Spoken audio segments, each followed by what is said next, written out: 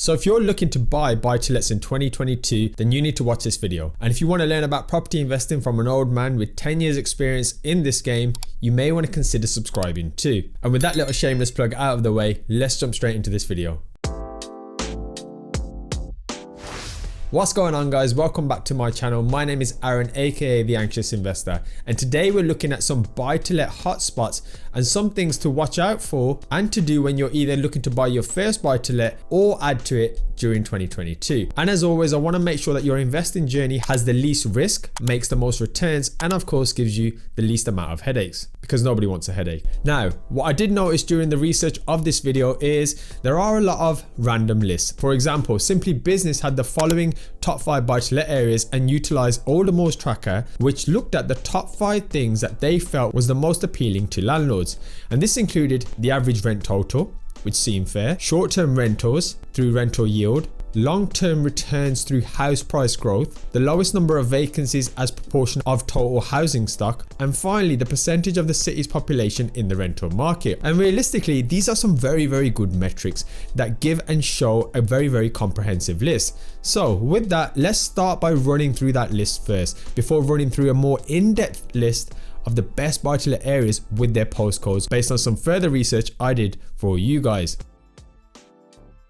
So in this particular list, Norwich came in at 10th, followed by Reading and Brighton in 9th and 8th respectively. Starting to feel like a sports commentator right now. And then in 7th place we had Northampton, which was then closely followed by London and Luton, which actually had the same overall score in terms of the Aldermore tracker, before then moving on to the top 4. And I'll be honest, a lot of these were pretty surprising, except for Manchester. Not so much because it came in at 4th, and Manchester and 4th, well, that's a story for another day. But Cambridge and Oxford come up 2nd and 3rd, filling up those final 2 spots before Bristol took the limelight at position number 1. Now, staying on the topic for a few seconds of Bristol, it has shown some incredible property growth with an annual average rise of 5.1%.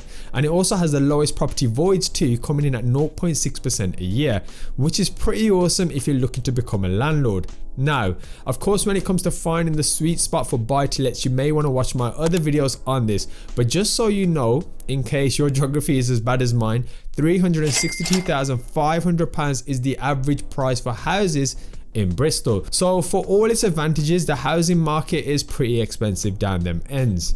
Moving on. Now, what I want to do now is run through some specific areas you could potentially look and research into when making yourself the best returns if buy-to-lets is your chosen vehicle for property investing. So coming in at 10th place we have Yorkshire, specifically the postcode YO31. And in 9th place we have Southampton at SO17. In 8th we have Cardiff at CF37, an area I actually had a source send me some deals on once upon a time, only the deal was, well, it was a little pants, so we never took it on. In 7th we have Swansea, SA1. In 6th place we have Yorkshire, creeping back up again in this list with YO10. And now the final 5.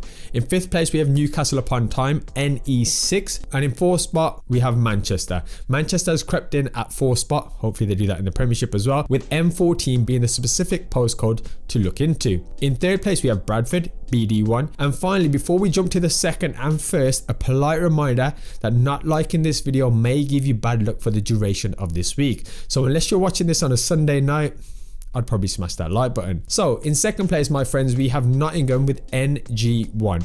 And because, well, Nottingham was feeling pretty greedy, or the person writing this article is from Nottingham, NG7 was the number 1 place for buy-to-let postcodes in 2022, giving the best profits to a potential landlord. Now, I am also halfway through a video on the worst areas to invest in as well. So if you made it this far, my friends, and you want to maybe check that video out, then please do let me know in the comments down below. But as always, at this point, I just want to take this moment to thank you from the bottom of my heart for sticking around when you guys couldn't be doing anything, but you chose to spend a few moments with me. And that, well, that makes you pretty awesome. So until next time, guys, thanks for watching.